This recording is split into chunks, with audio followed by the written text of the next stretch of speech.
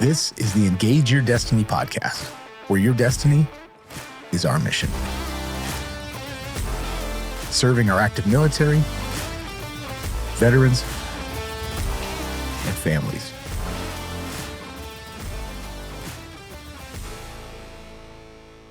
Hey guys, welcome back to the Engage Your Destiny podcast. I'm Ben Peterson, the founder and CEO of Engage Your Destiny, and it's such an honor that you would take your time to hear Stephen's story. I know that you are going to be abundantly blessed by it.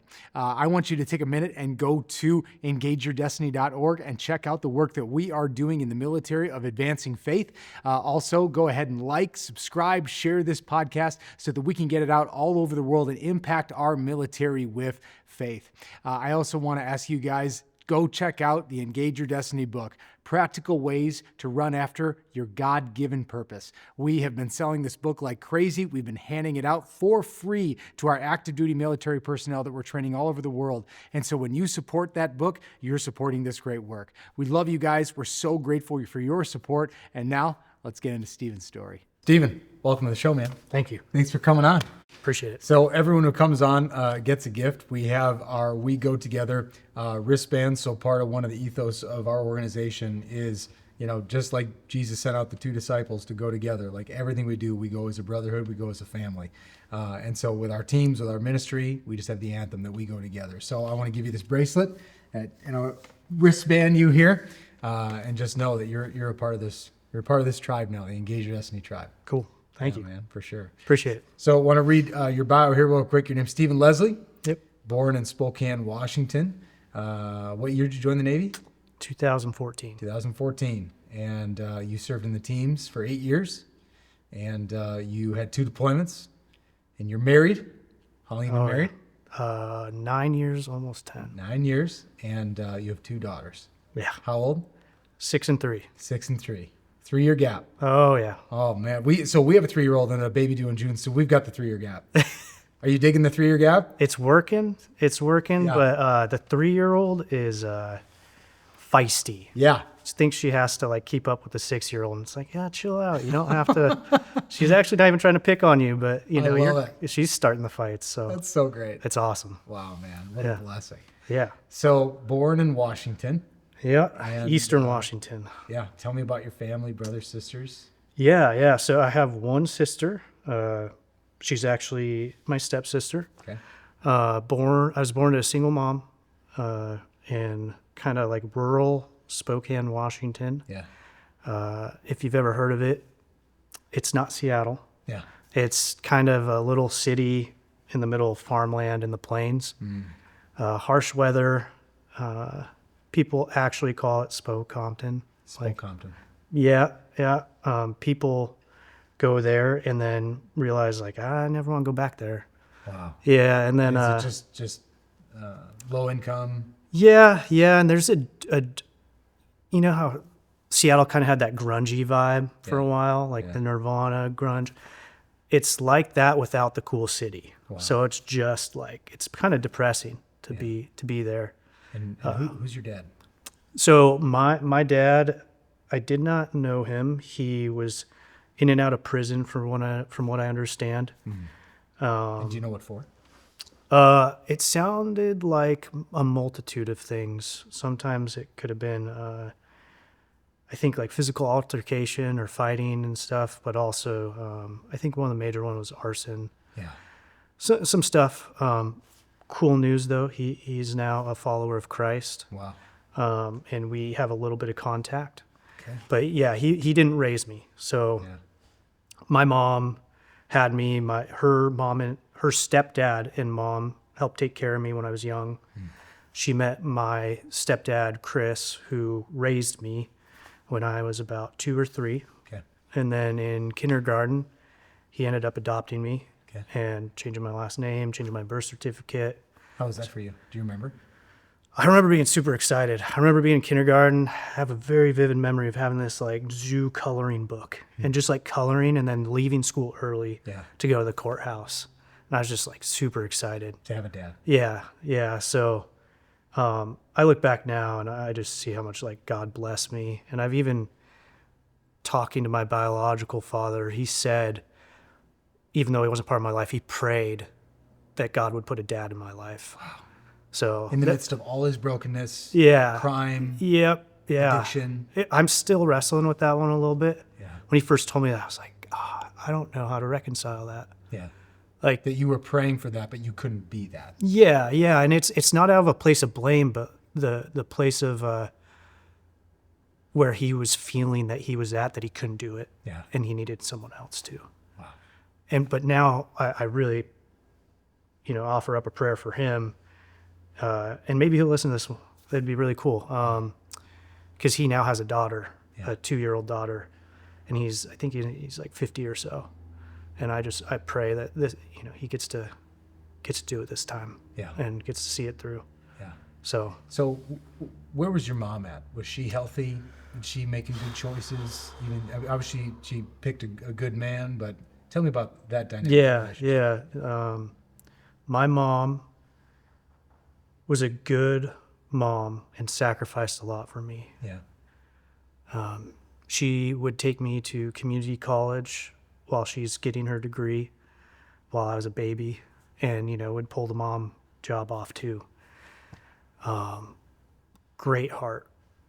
This is where my theology starts to, I'm still kind of discerning some of these things, Sure. But there was some mental illness or maybe demonic stuff that went on in my family Sure. before my mom's generation even. Yeah. I have an uncle who's diagnosed schizophrenic. Yeah. I found out my mom's like bipolar, has some other stuff going on. What is schizophrenia? Whew. Good question. Yeah. I question that a lot now. Yeah. I would say by modern psychology standards, it's having disillusions of Yeah. being followed or hearing voices. Yeah. But I question that, and whether it's all psychological or some of it is spiritual. Demonic. Yeah. And again, this will come later in my testimony. I think that there's more there. Yeah. But your mom battled bipolar. Yeah. Which is just extremes. Maybe undiagnosed. Yeah. And it gets complex after a little while. So to get deeper into that, I had a stepdad. He was like the rock of the family. He worked 2 jobs. He worked at construction job and delivering pizzas just to pay our mortgage, to keep the house going. My mom worked from home, medical transcriptionist. So they were just grinding just to keep a small home going for my sister and I. And, there was some stuff that happened in our house that are still kind of fuzzy memories. I do remember a lot of arguments between my mom and dad.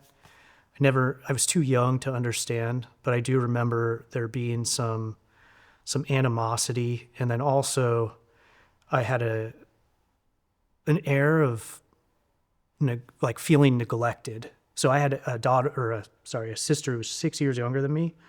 So when I was 10, she was about 4. Yeah. So she's needing a lot of the attention. She's tiny. And at the time, my dad's working all the time. My mom is working, but then, having to deal with her all the time.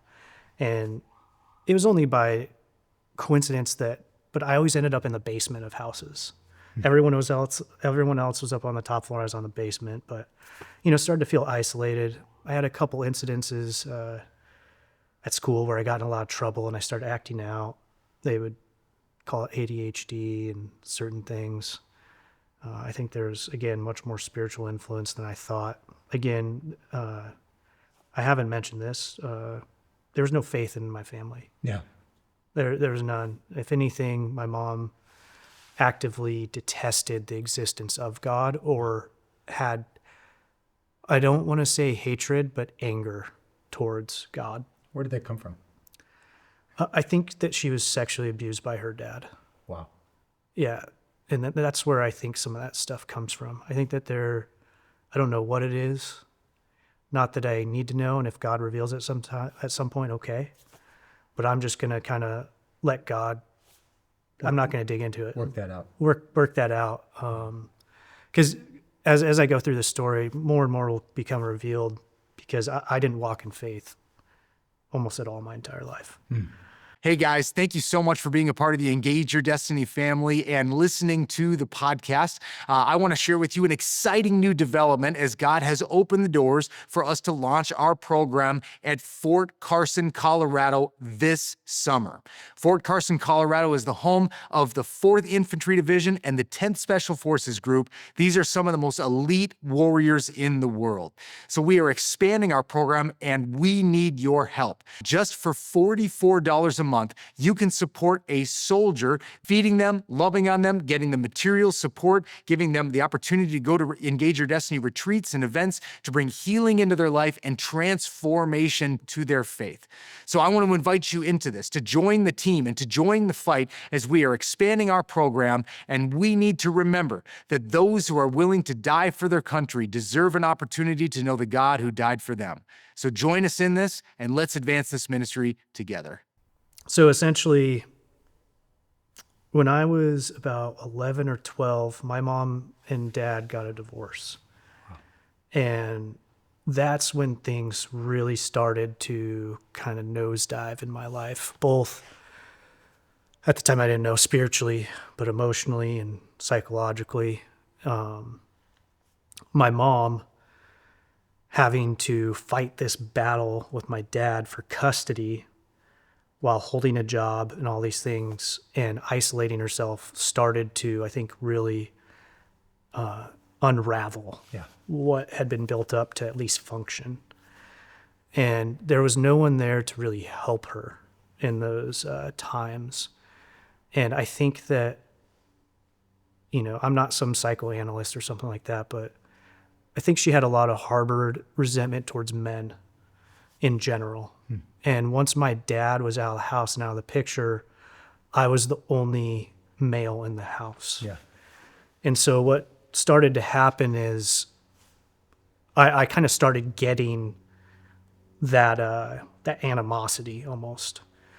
And it fed this like part of me that had to act out and seek attention and stuff like that. And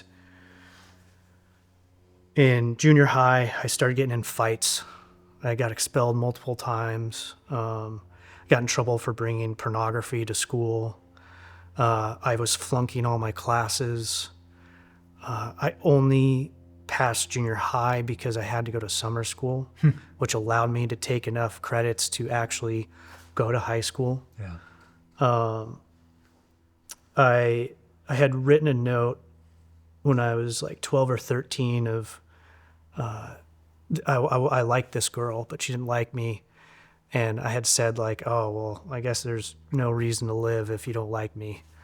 And I feel terrible now because I'm like, I could only imagine how that made that young woman feel.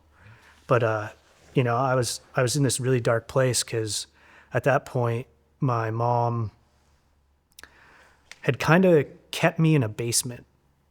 And it's not as drastic as the movie, and I don't know if it's blasphemous to mention Harry Potter, but... You're good. Okay. Harry Potter, it lives under a staircase. Yeah. I identified with that character because I lived in an unfinished basement and I wasn't allowed to go hang out with friends or anything because it was this cycle of getting in trouble, not getting good grades, and my mom getting more mad at me and more, like, it just fed itself. So it was more and more isolation. And so I spent all this time in this dark, dimly lit basement. And I'll come back in my testimony. It'll be pretty cool later. I just spent all that time down there, and I was just angry. I was angry, sad. But I do remember somehow knowing that there was more than this. Yeah. Something more. I remember praying. I remember being in my room being so depressed. And not in a modern psychological sense, just like what is this? Like what, I see all these people in high school, like, and it's not, maybe it is covetousness, but I was like, they're all having fun. Like what's going on? But then I started to get really addicted to video games. That was my escape from that reality. Yeah. I would just hours and hours. And again, that did not do well for school. Yeah. So All through high school, let's say freshman and sophomore year, I remember one of my report cards was 4 Fs and 2 Ds. Wow.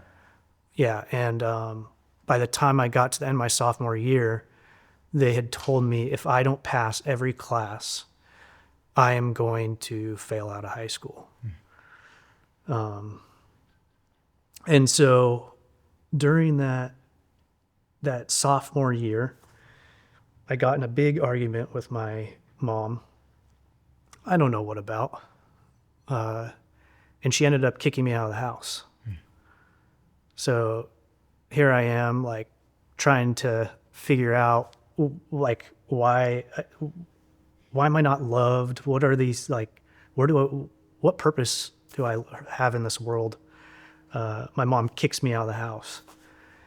And thank God, we had visitation with my stepdad every other weekend and every Wednesday. So he was always still a part of my life, but it was just so sporadic. That wasn't the norm. Yeah. His house was like the escape and having some normalcy, and then right back into this basement. And then also she had become addicted to pain pills and opioids. Yeah. So she was kind of not all that existent, and my sister and I had to take care of each other somewhat.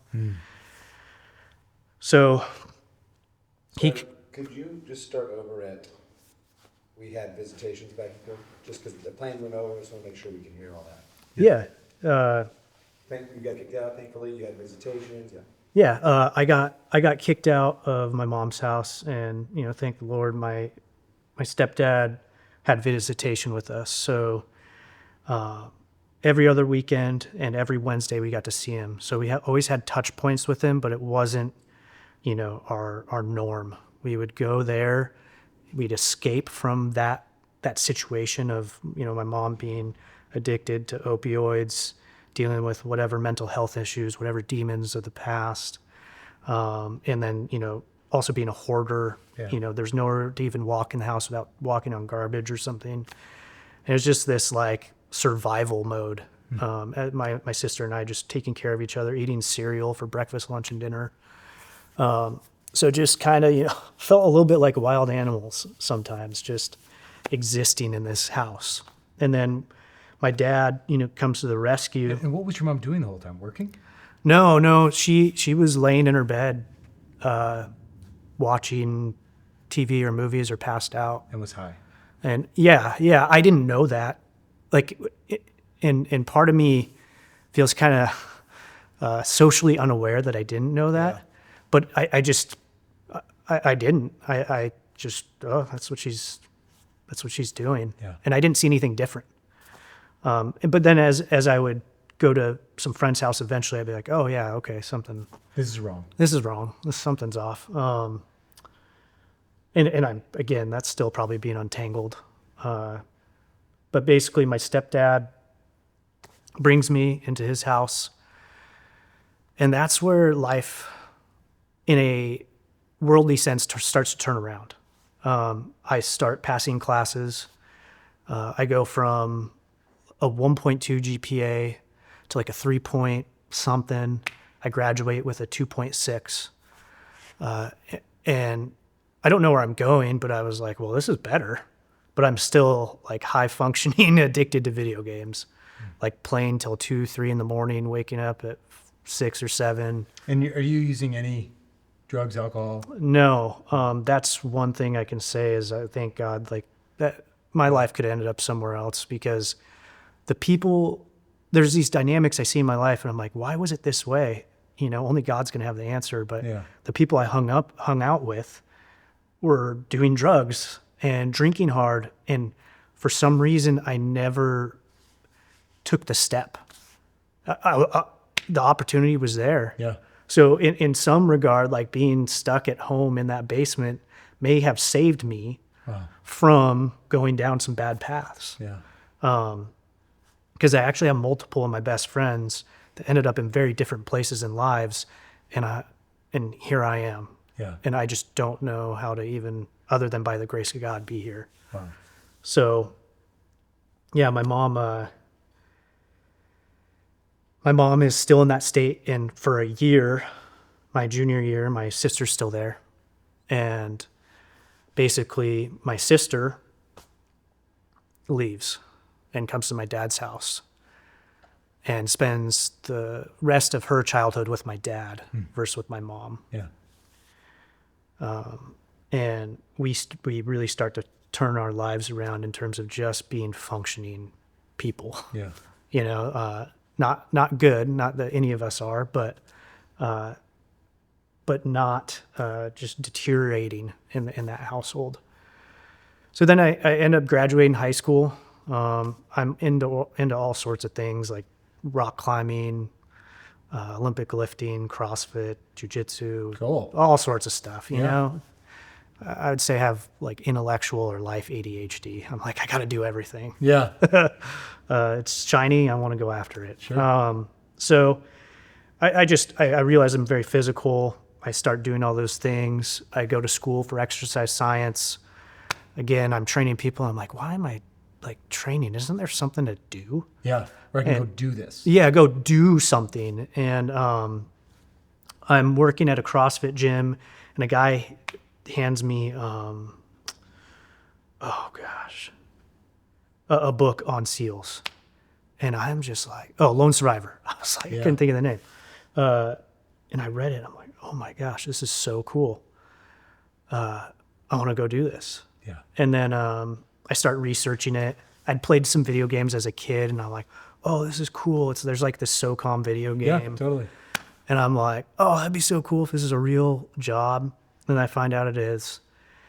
And then I spend 2 years kind of doing odd jobs, construction, training, screen printing T-shirts, all at the time of trying to pursue of getting into the Navy. And it took me 2 years because I was honest with my health and some of the things that had happened in my life to the recruiters.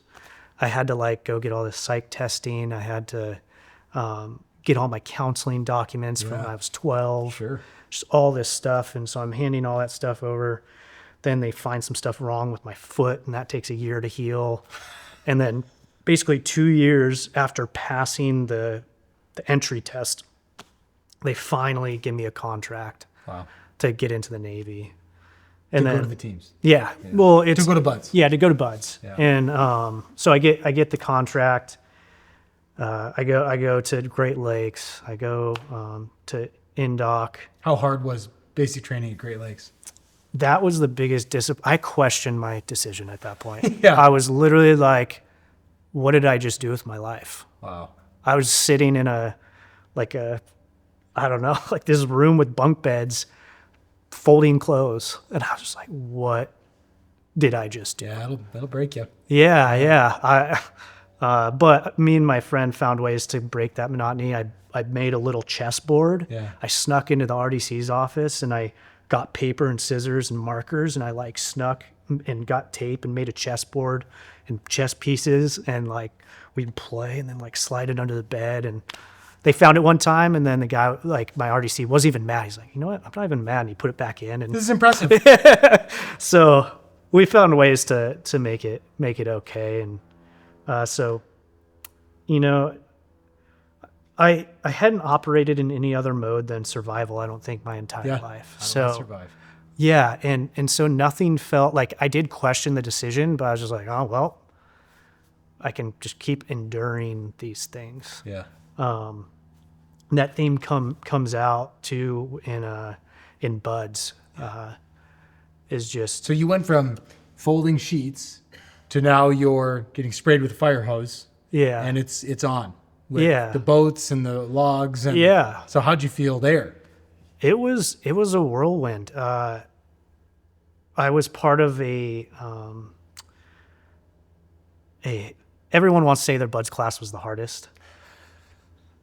Mine wasn't the hardest. It was just the last of this guy's classes named Master Chief Lash. And he has But mine was like really hard, bro. Yeah, he has a very crazy reputation to the point of like there were investigations on what they were doing. Wow. And the manning of the teams was set back by a couple of years from his time at the first phase. Wow. So Did you ever experience anything from his that was questionable that he was no, doing? it was normal to me, man. Yeah. I was just there. Yeah. I didn't think that was anything outside normal. And there's no faith working in your life. No, not at all. I am literally just existing. Yep. I'm just, And you're going through the hardest thing you've ever done. yeah. I mean, Well, or was being in that basement harder? I think being in that basement was harder. Wow.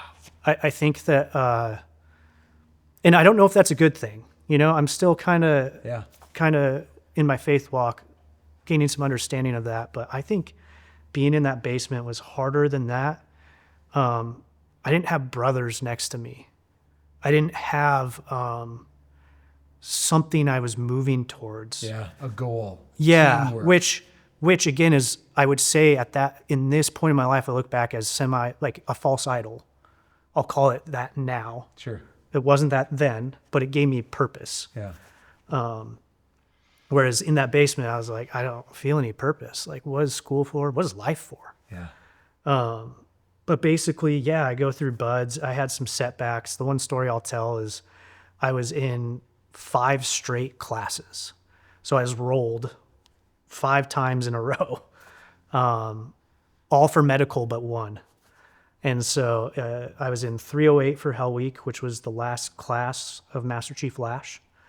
And then I was in 309, 310, 311, Wow. and then 312 is who I What was graduated happening with. medically? Oh, man. I got rolled for a bloodstream infection post Hell Week. I started getting all these like growths on my skin on Thursday night of Hell Week, and my legs stopped. Like, I couldn't bend my knees anymore. My hips wouldn't work. Like, the instructors were yelling at me to use my legs when I was crawling across the ground, and I was just dragging myself by fingernails and by my fingers because I couldn't use my legs. I was like, I didn't have an answer for them. They're like, use your legs. I can't. Like, I can't do it. Not working. They're not working. And then after the very last event before we go secure, they finally kind of took a look at it and then put me in the back of the ambulance to be evaluated. And they were going to take me straight to the hospital. But they actually let me secure with my buds class. And then they were going to send me to the hospital. But then they forgot. And I ended up like going and eating pizza and having Gatorade and going through med checks and then going to my room and falling asleep. And then the doctor who was doing the rounds saw I was still there. He was like, "What are you doing here?" I was like, "What do you mean?" He's like, "You're supposed to be in the hospital." I was like, "Okay." And then the last thing I really remember that is Master Chief Lash, who is the most intimidating man I've ever met in my life, comes to the back of the ambulance. And he kind of like looks at me and he kind of like shoulder cocks all the time, like he's gonna punch you in the face. And he has a scarred up face from I think he took frag or something like that. Yeah. And he's like just checking on you, man. And he hands me my backpack out of my locker from my room and sends me off to the hospital. And then I was in the hospital bed for like 2 weeks straight, just IV, PICC line. Your body was just exhausted. Yeah, they had found traces of some like staph and stuff like that in my blood. Staph? Yeah, it's like MRSA. Do you know what that is? No. It's like a bacterial infection. Oh, wow. You usually get it like through wrestling mats or something like that. Yeah. I think I might be just very susceptible to it because I get it from mats pretty easily. Yeah. But yeah, so they found that. I stayed in the hospital. You're in the hospital, stuff's not working, and you're not praying. No, not at all. No, I'm still. That comes a lot later. But I also lost like that much flesh on each of my thighs. Yeah. So it was down to like purple flesh in my inner thighs From the rubbing. from the rubbing. Because like I'm not a big guy, but all my strength and weight is in my thighs. Yeah. And so all of Hell Week sand was in there, and I didn't even realize it. And then when I went to the hospital, they like debrided it, and it was just a mess. So I go through that. I come back. I roll into the next class. I get to OC8, which is our underwater testing. I failed, and I realized at that point, like I'm not good in the water. Let's just say that I'm a fish out of water. Yeah. but the opposite. So I then roll into 310, and then I'm working on dive tanks, and I'm going through setting up all the dive tanks, and I grab a regulator and pop it on one of the tanks, and I'm testing all the hoses. So I go to crack it on, and it looked like the other ones, but I could say there was a hose that looked a little different. It had like a different fabric to it. Yeah. But it looked like it had the same end. So I was like, oh, it must be a replacement hose. And I go crack it, and it was a free flowing line, and it popped up, and it could have hit me anywhere, but it hit me straight in the eyeball. Oh my gosh. And my eyeball got a hyphema, like my entire eyeball was filled with blood. And there's blood all over the ground. I remember the OIC coming to grab me, and I'm like, hey, so I got like 20 tanks done. There's still 4 more. He's like, dude, let's go. And so he puts me in the ambulance, and then I go to the hospital. They said like in a 2 to 4 hour range, if it doesn't drain, we're going to have to take the eye. Wow. And the eye drains. Oh my gosh, dude. Yeah. And so then I go back, I roll into 311. It's the night before I get to go back to do the tread right before OC8, which is the test I failed. And the night before I got there's this like stomach virus that goes around the Buds compound. I got it.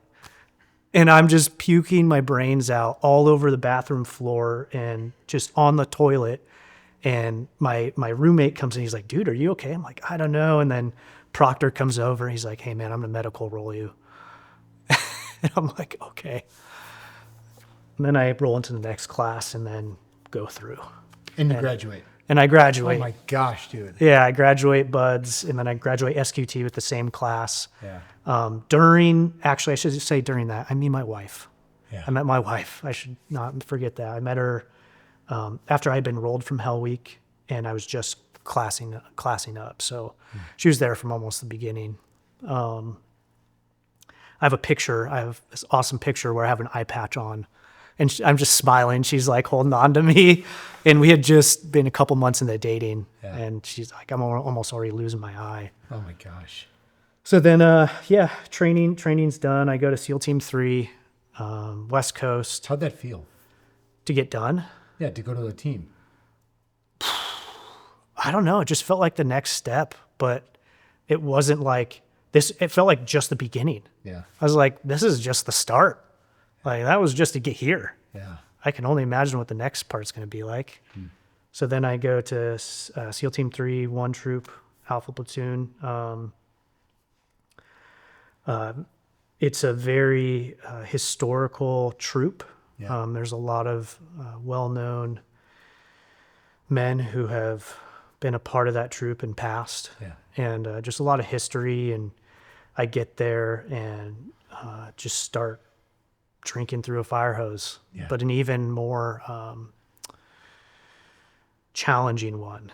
Not on a physical standpoint, but on a intellect, like actually having to think now and operate where lives are at stake. So I get to the team. I go to JTAC school as a new guy, which is a pretty cool experience to get to learn how to like call in airstrikes and understand a bigger understanding of the mission. So it's not just like clearing rooms while also being mindful of what's going on around you in the building and what's in the air. So it teaches you just how to have a lot of awareness of the battlefield. Yeah. So really cool experience. I get to do that as a new guy. And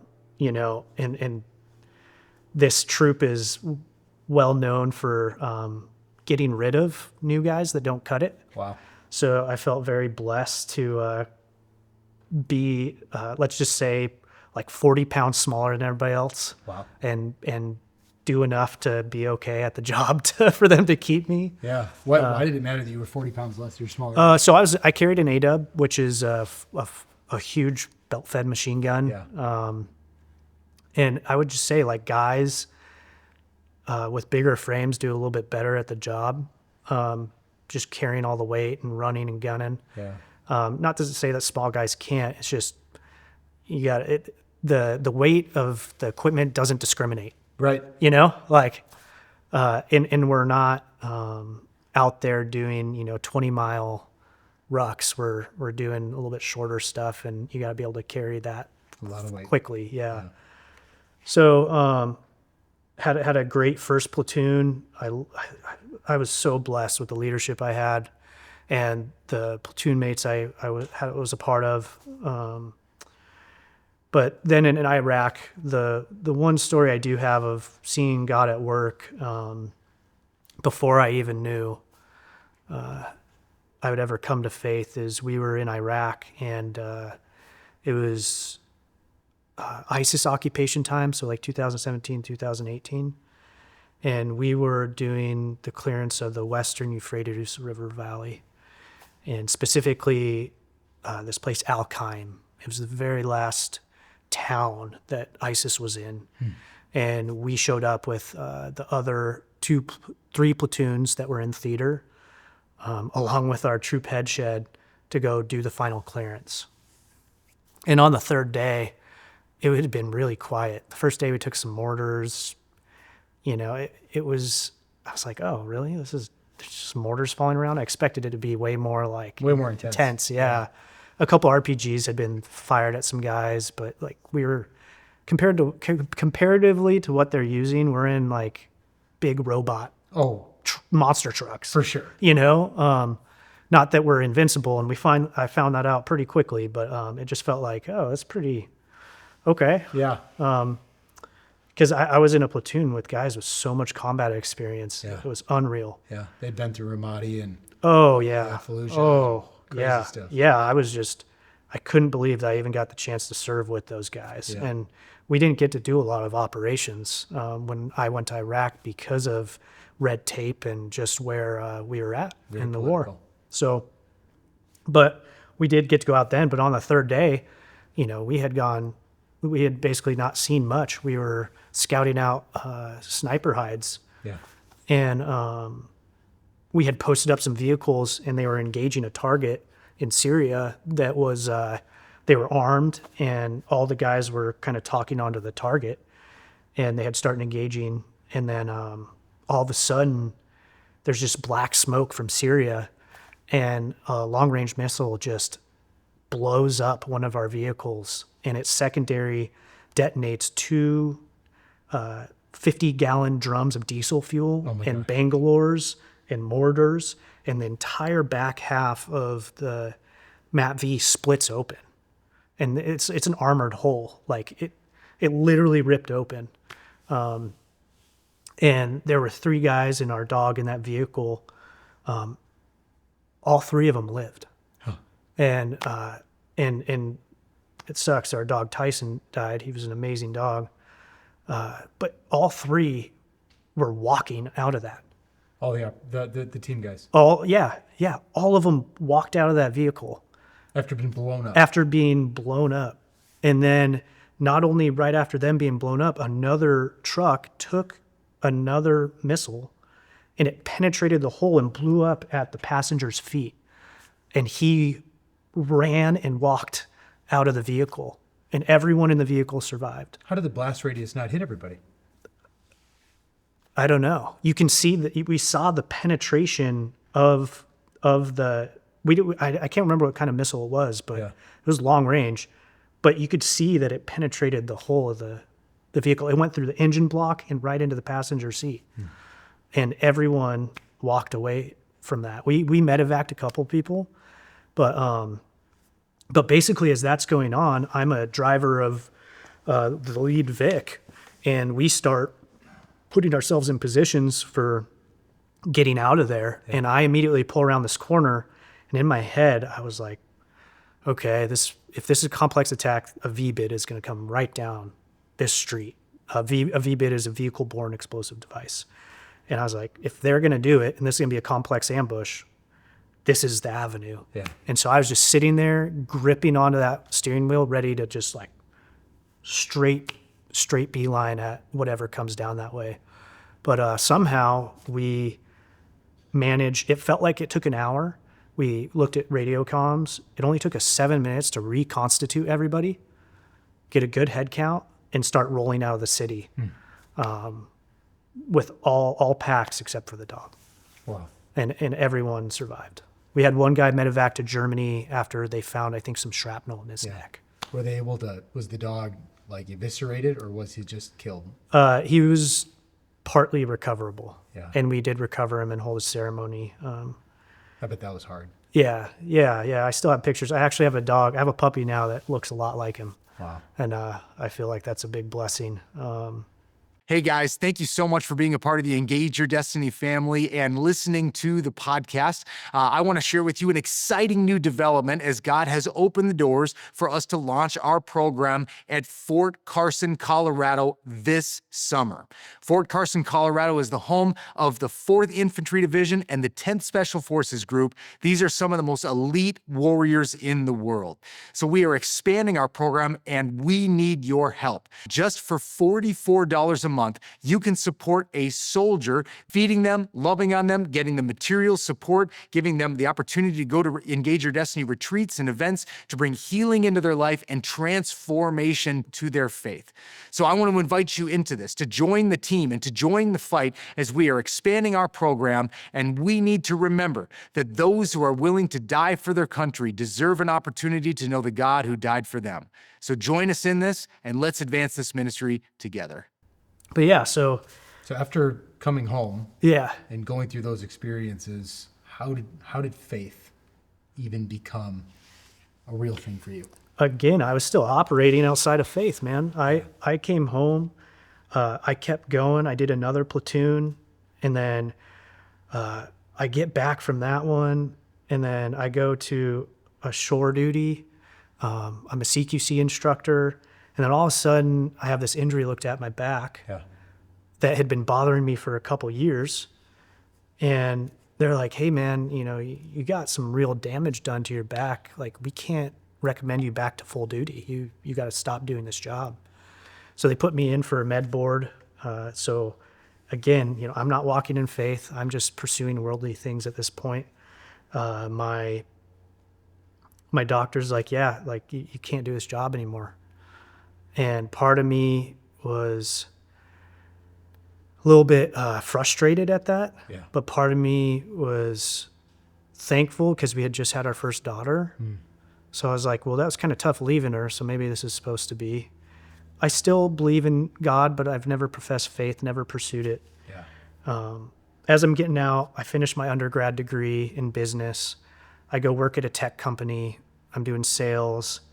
Get 11 months into that. And I'm like, this ain't it either. I stopped doing that. I go work for a pharmaceutical company, really high paying job. And I started an MBA at Duke. And I am just pursuing all these worldly things.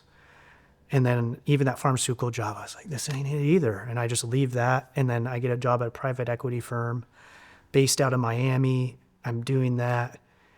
And like 4 months into it, I had to resign. And I had to drop out of my Duke program. And it all just came crashing down. I was like... Why did you have to resign? At the time, it felt like mental health struggles. Yeah. I honestly was debating, like, what is life? Like, what is this life? What I was starting to encounter all this darkness, all this stuff kind of boiling up to the surface. I was starting to isolate from my wife and my kids. And I didn't understand what was going on. I started feeling like I was being crushed by some sort of like weight and darkness, to the point of I was literally questioning if life was worth living. And I even looked at my daughters one night while we were in a room, and I was like, oh my gosh, if this is life, like, what if their life is like that? Like, I don't want them to have this. I don't want to have to face all these dark things. And at that point in time, some people had started speaking some truth into my life about Jesus and about Christ. And How did they do that? How did you even come into contact with it? Ooh, it seemed by like happenstance and by people that were working, like helping me through career stuff. Yeah. But they never had expressed their faith, but they had started to. It was very minimal. It was literally like, oh, you should read the Bible or something. It wasn't like we're having these in-depth conversations. Yeah. And So I pick up the Bible, but I am seeking everything to feel better. I am trying meditation. I am trying yoga. I am doing counseling, all these things, and it feels like I'm getting worse. Wow. It just like in your heart? yeah. I feel like this journey to figure out, like this inward journey, is actually destroying me. Wow. I could not figure out what's going on. And so now let's just say faith enters, God saves me. Yeah. And I go to bed one night and I tell my wife about this the next morning. I have the most vivid dream I've ever had in my life of my body gray and barely alive. And Christ is holding my hand and I'm like basically dead, barely breathing. And there's a white light at my chest. And then there's white in the sky, like bright light, white in the sky. And this is a vivid dream In to the the point midst of of your like, search. yeah. And it's at the point where I literally think I am awake while I'm having this. It's not like a dream where I'll forget it soon. It's just like burned into my conscience. And so I wake up the next morning and, actually my feet touch back down on the ground and it's a dry desert lake bed. And all of a sudden I have color back in my skin and I'm breathing again. And then I wake up the next morning, I tell my wife about it. And did Jesus say anything to you? No. He was just holding you. Just held my hand. And I You had, knew it was him in the dream. yeah, but I didn't, like, I had been to church maybe a couple times in my life. And every time I went, the amount of emotion I had and the calling I felt, I was like, what is this? But I never turned to go that way. I would always just do it in passing. So that dream happened, and honestly, he saved my life right there because it started this whole chain of events of this past 18 months, which has me here today, which is kind of crazy. So this was 18 months ago. Yeah, 18 months ago. So I didn't live a life of faith at all until about 18 months ago. And now I'm in seminary and so I have that first dream and I tell my wife, I don't know what to do with it. I had started speaking to a fellow SEAL a little bit about faith. So I start reading the Bible. And then spiritual warfare kicks off. As if it hadn't already, but yeah. No, but like in a way of, I'm aware of dynamics going on internally that I wasn't aware of before. Yeah. Like my friend says, it's like, the apps running in the background now and you got to try to close them out. So I was just like, what is going on? So I start reading the Bible and I can remember this moment exactly as I am reading Genesis where Abram at the time is taking Isaac up the mountain. And all of a sudden a little thought comes in like, oh, what if God asks you to do that? And I was just like it really creeped me out. And then the next week I have a dream that I'm walking down into my childhood basement where that angry young kid is. And I'm having all these like scary, like visual thoughts of me as an angry kid. But I go down into that basement. I say, hey, man, like there's more than this. Let's leave here. And I walk up the stairs and I open the door and it's just white. And I just walk into that and then I wake up. And I'm like, what do I do with this? Like, and again, I haven't professed faith yet. I'm just reading the Bible and internally, like mentally, I feel like I'm going crazy. Wow. I'm talking to a SEAL doctor that helps with testosterone and stuff. Yeah. But he's like walking me through faith stuff too. Cause I'm like, dude, I literally feel like I need to go to like an inpatient program or something. Yeah. Like, am I losing my mind? He's like, no, like just trust, like, let's keep walking through this. And I was like, okay. And then that's the point where I fully drop out. I resign from the job. I drop out of the program at Duke. And instead of going out there to finish my semester, I flunk and I go out to a retreat in the mountains of Idaho called Warrior's Rest. And it's led by a pastor. And he was like life-saving. If I could paint a picture of where I was spiritually, I was like raising my hand from drowning and I'm underwater and he literally grabs my fingertips.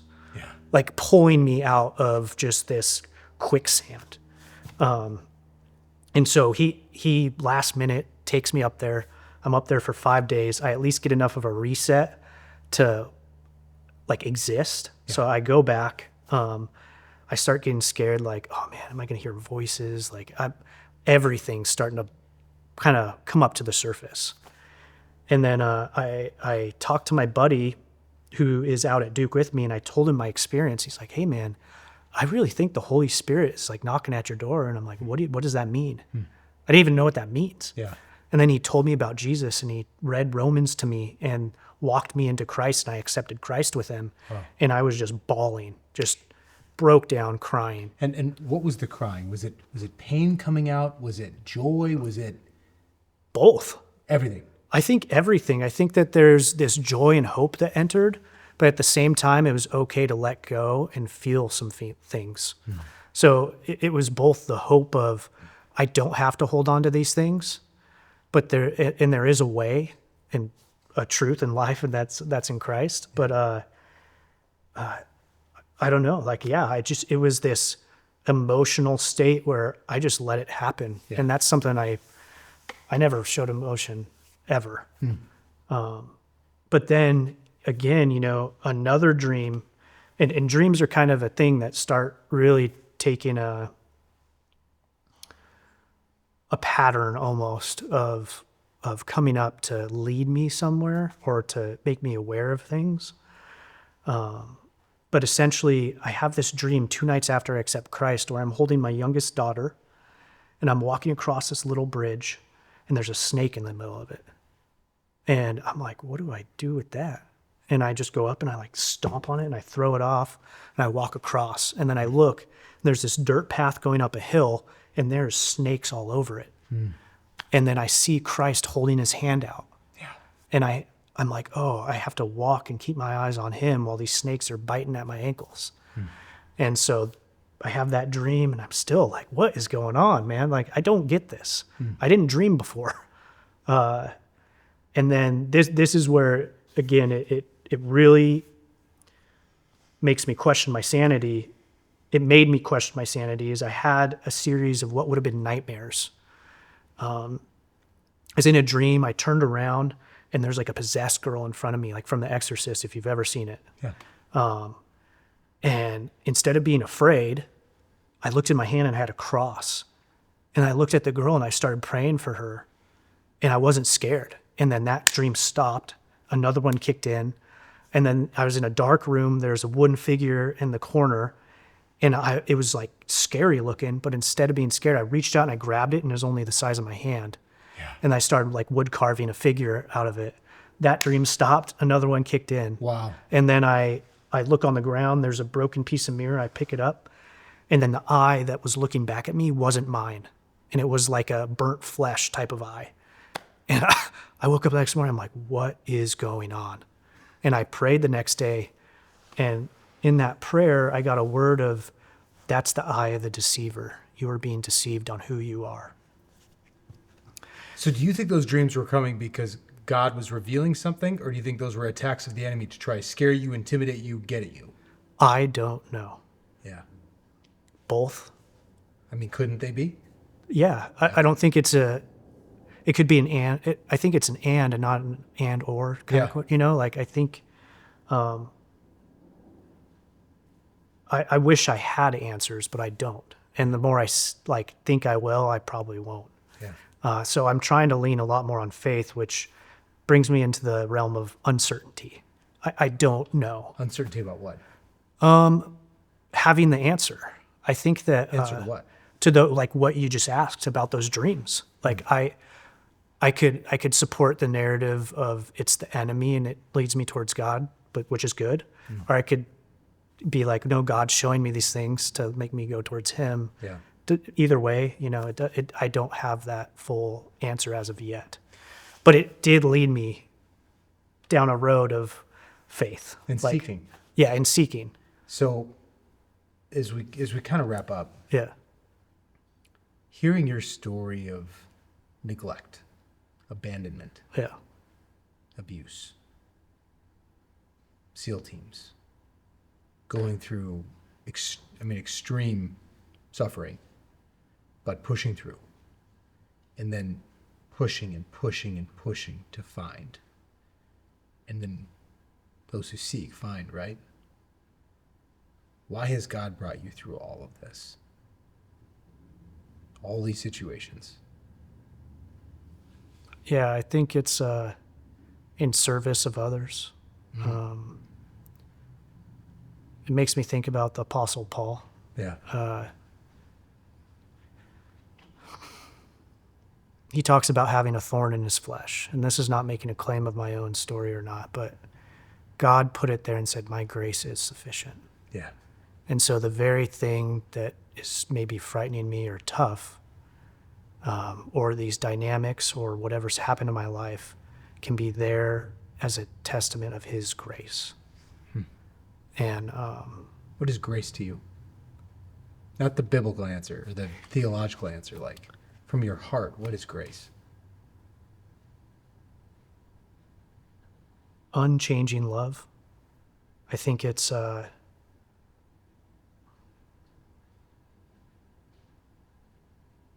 willingness to meet someone where they're at, no matter where they're at, and then to walk with them. So I think it could be easy to say that everything that's happened to me is everyone would, all that trauma. It's like, no, actually, I think it's a blessing. Yeah. It might not be for me back then, but it can be it for others now. And when God says he uses all things for good, that doesn't mean he disposes of things. Maybe he does in some circumstances, but he doesn't have to of that. So I look at it as he'll use it. Maybe this story will connect with someone and realize I'm there. God can be there too. Wow. And he's not absent in darkness. He's actually the very light that exposes it. Yeah. And yeah, so a lot of that was a story about myself, but what I want to come through is how God is faithful way before we ever are. And that God was faithful to be in that basement, to me in my sinfulness in the SEAL teams, to me in my ignorance afterwards, even in my worldly pursuits. He was faithful through all of that, way before I ever was faithful towards him. Come on. So, yeah, and now, I have a wife, 2 daughters. Yeah. I'm going to Fuller Seminary. Come on. No idea what I'm going to do with it, but honestly, just trusting in the path that lays ahead. Come on, dude. Daily bread. Yeah. That's what it's about. Last question. What is one characteristic about Jesus that makes you say, I want to follow him? Humility, but in the way of leading by example. So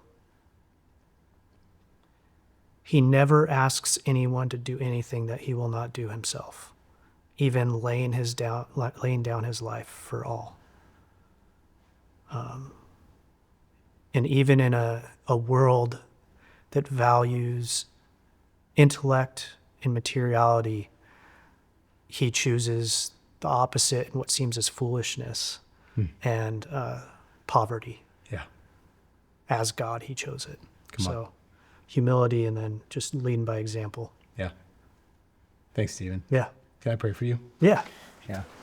Hey, Lord, I just I thank you for Stephen and this incredible journey that you had him on. Father, I pray for, Lord, I don't even know how to say this prayer because you've guided this man without him even asking or knowing it. So, Lord, I just pray for his heart to be steadfast and to have faith and to trust you. I pray, Lord, for you to open doors for him and give him favor. God, I pray for the path that you've laid out and that, God, you would draw men to yourself through him. that they would glorify, that they would see his good works and glorify you. And God, I just pray that you would give him the wisdom and the strength and endurance as a husband and as a father. And I pray you'd bless him in Jesus' name. Amen. Amen. Thanks, man. Appreciate it.